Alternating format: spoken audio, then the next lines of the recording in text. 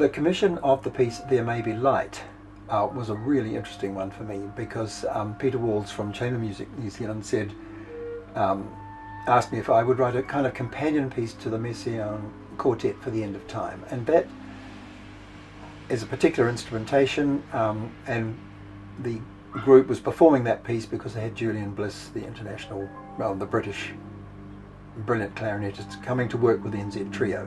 So it was like a wonderful commission to get in the first instance. But I realised the guy had the most incredible chops. He could play anything.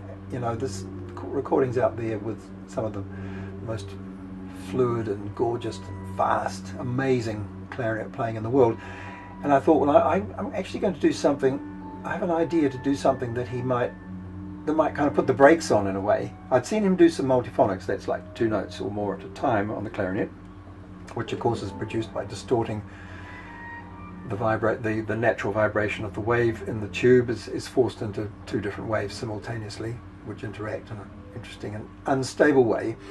And I thought, well, that's going to be the basis of this piece. I'm going to force him to rein in all his virtuosity and in fact apply it to something else completely different. So I asked him if, you know, are you okay with the multiphonics? Can I try a piece with some, you know, a few of those? And of course he said yes. And then I had a website where you could actually hear lots of multiphonics and choose them, and I chose the ones I liked that were quiet. I didn't want a loud piece.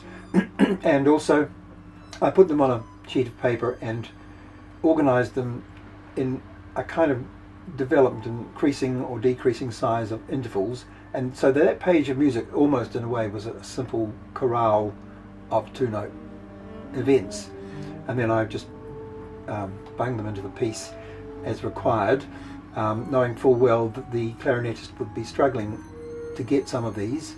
They wouldn't necessarily always be exactly the same, and they would certainly never be tuned, well, they sometimes, but rarely tuned to the same scale as a piano, which is like the equal tempered 12 notes.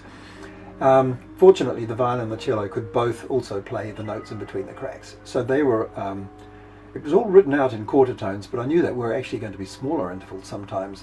So the instruction to the players, even though the whole work was written out quite carefully, was follow the clarinet.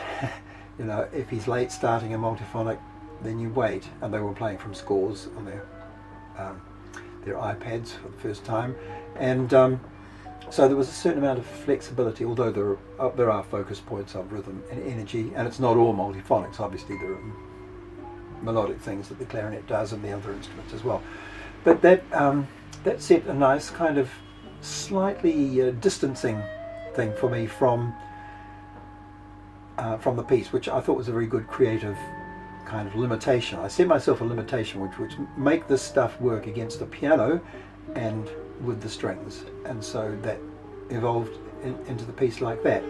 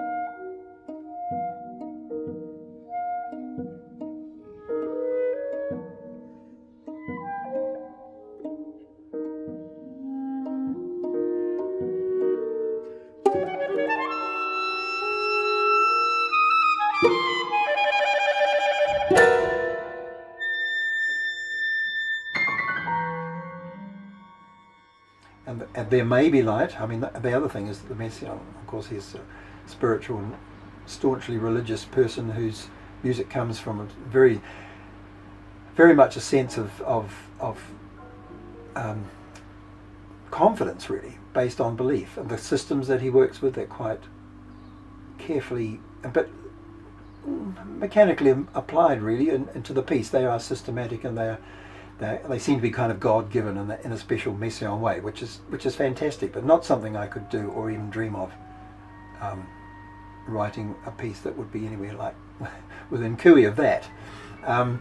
So the idea of a piece which was filled with fragments of melody that don't ever quite arrive, of chords that don't necessarily ever quite arrive, of microtones that are never quite fitting with the piano and produce slight little jangles and flurries of events, became the basis of a piece which was given this rather bland title, I suppose, There May Be Light, which was for people to maybe make up their minds about whether they thought that was anything to even think about, which, once I thought of it. Or there was one thing. The last chord that the clarinet plays is a major ninth, which is like a third, 10th, which is like a third, spread out over an octave. And once the piano has died down on its minor version of that chord, the clarinet would be still maintaining the major. The final sound you hear would be the major third, essentially. But he missed the bottom note of the multiphonic in the Wellington performance, which is the recorded version. So there, my little hope that there might be a light based on a very crude and simple musical interval was foiled by the complexity of the demands of playing in that particular way.